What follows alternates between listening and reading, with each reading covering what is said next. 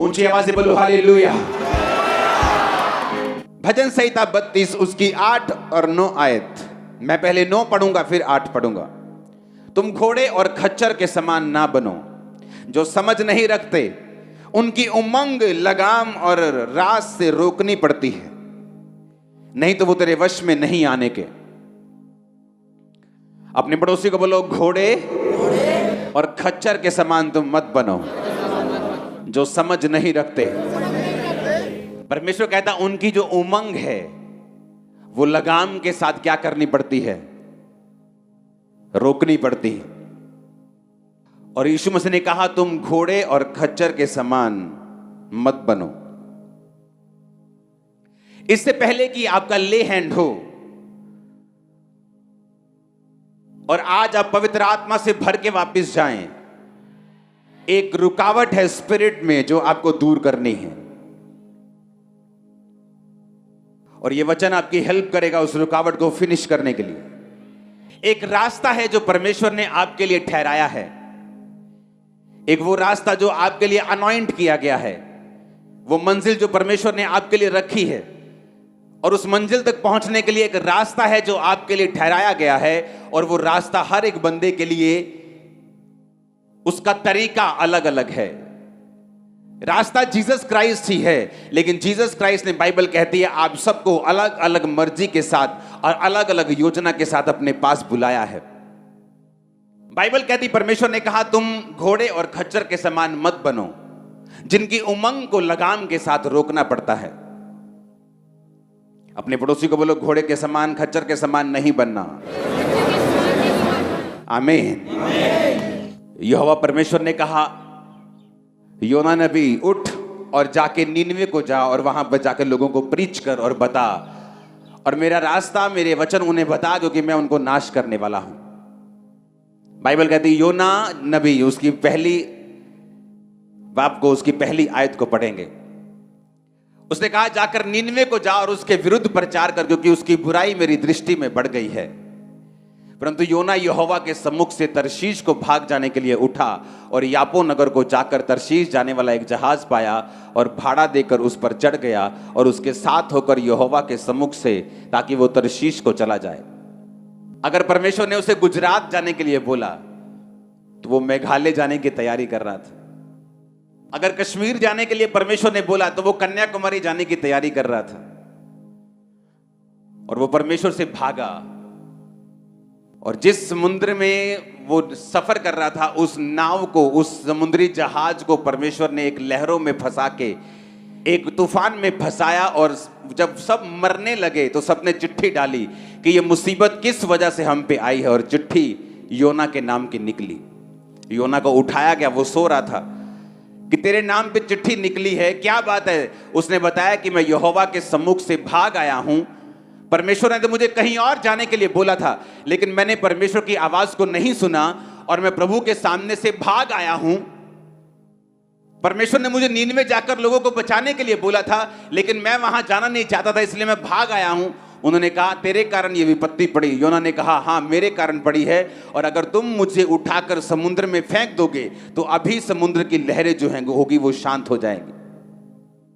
और जब उन्होंने योना को फेंका लहरें शांत हुई। बाइबल कहती जब योना डीप समुद्र के अंदर चला गया, जब अंदर भी समुद्र के पहाड़ होते हैं, अंदर भी अगर आपको मालूम हो तो माउंट एवरेस्ट से भी ऊंचा पहाड़ समुद्र के नीचे।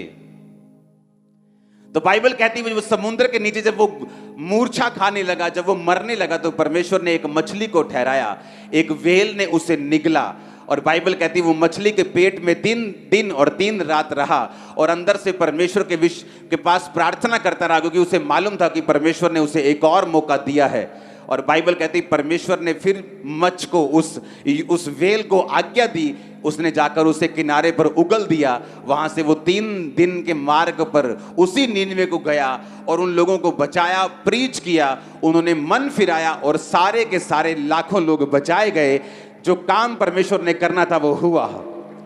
अब बाइबल कहती जब प्रभु यीशु मसीह ने योना के बारे में बोला तो परमेश्वर ने कहा जैसे योना 3 दिन रात जल जंतु के पेट में रहा, उसी तरह मैं भी हूं।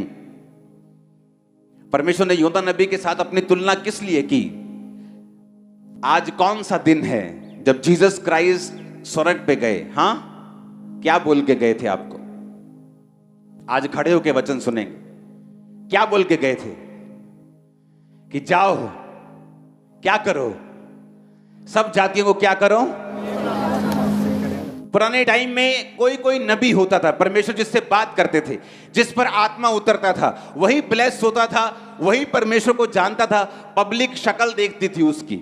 और अब खूबसूरती क्या है, परमेश्वर ने कहा जब जीसस क्राइस्ट मर के जी उठे तो अब आपको याजकों के पास जाकर पाप माफ करवाने की जरूरत नहीं, क्योंकि आप खुद एक याजक हैं, खुद एक राजा हैं और हमारा महायाजक प्रभु यीशु मसीह। इस बात को समझे कि नहीं? अब जिस तरह परमेश्वर योना को देखते थे और योना को देखकर बोलते थे कि योना मैं ये चाहता हूं कि वो देश बचाया जाए, क्योंकि उनको किसी चीज की नॉलेज नहीं है, वो पाप में तो हैं, लेकिन अगर तू जाएगा तो वो उन्हें प्रीच करेगा तो वो लोग बच जाएंगे योना। और योना थोड़ा ड्रामा करके गया, लेकिन गया जरूर।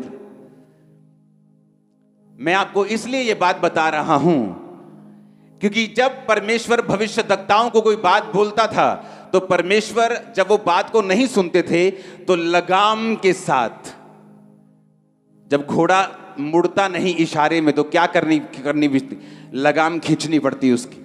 और लगाम कहां होती उसकी? नाक के अंदर। जब लगाम खींचते हैं तो नाक में चोट लगती है, उसको दर्द होता है नाक के अंदर। उस दर्द से बचने के लिए फिर वो लगाम की बात को सुनता है और जहां लगाम बोलती है फिर वो वहां जाता है। परमेश्वर ने कहा तुम घोड़े मत बनो, कि जब मैं तुमको बोल रहा हूं, क्योंकि अब योना का टाइम चला गया, अब तुम सब योना नबी हो, तुम सब पतरस हो, तुम सब पौलुस हो, तुम सब प्रेरित हो, तुम सब चेले हो, तुम सब विश्वासी हो। आमीन ऊंचे वाला चाहिए चर्च। अब ध्यान से समझना है क्यों तुम मुश्किल में हो, क्यों तुम ट्रबल में हो, क्यों लोग श्राप के नीचे हैं, क्यों उनकी लाइफ में वो नहीं है जो होना चाहिए। क्यों? क्योंकि परमेश्वर की बात को तुम समझे नहीं। उसने कहा योना जा और लोगों को बचा। मैं ये बात पूछना चाहता हूं, जब यीशु मसीह आज के दिन स्वर्ग पे गए थे तो आपको कौन सी बात बोलकर गए थे? कौन सी बात बोल के गए थे? क्या बोल के गए थे? बोलो ऊंची आवाज में। ऊंची नहीं आई आवाज, बोलो क्या बोल के गए थे? बोलो जाओ। क्या बोल के गए थे? अब पूछो अपने पड़ोसी को तुम जाते हो कि नहीं? तुम जाते हो लेकिन अपना राज्य स्थापित करने के लिए, कुछ अपना फायदा ढूंढने के लिए। तुम जाते हो लेकिन सिर्फ फॉरेन वाले लोगों के पास ताकि तुम्हें वीजा मिल जाए। तुम जाते हो सिर्फ अमीरों के पास, तुम जाते हो सिर्फ अपने स्वार्थ के लिए। उसने कहा जाओ और सुसमाचार सुनाओ। आज कलीसिया बीमारियों में और श्रापों में नहीं होती अगर उसने परमेश्वर की इस आज्ञा को पूरा कर दिया होता तो।